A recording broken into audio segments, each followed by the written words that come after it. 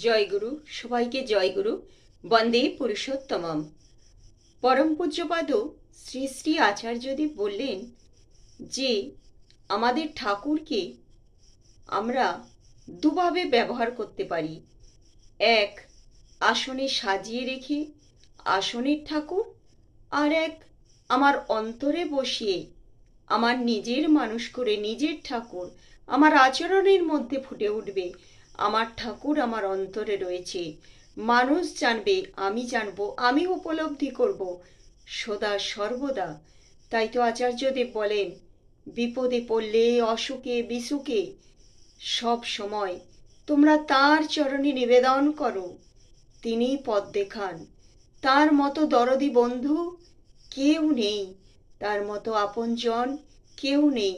সত্যি আমরা দেখেছি, যখন অসুস্থ হই, যখন বিপদে পড়ি, যখন কাঁদি, যখন কেউ পাশে থাকে না অসুস্থ অবস্থায়, তখন কিন্তু তিনি শিওরে এসে দাঁড়ান, তিনিই রক্ষা করেন আমাদের।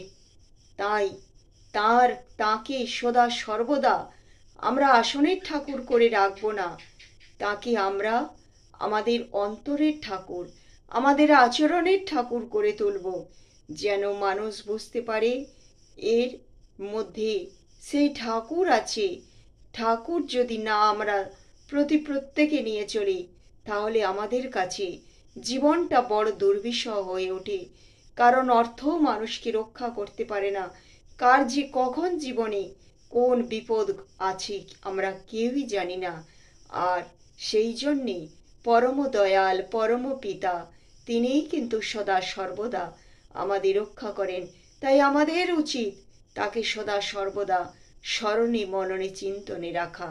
তখন দেখা যাবে যে আমরা বিপদের মধ্যেও একজন সহায় সম্বল মানুষ পাচ্ছি, আমরা নিঃসহায় নই, এই বোধ, এই ভরসা থাকবে।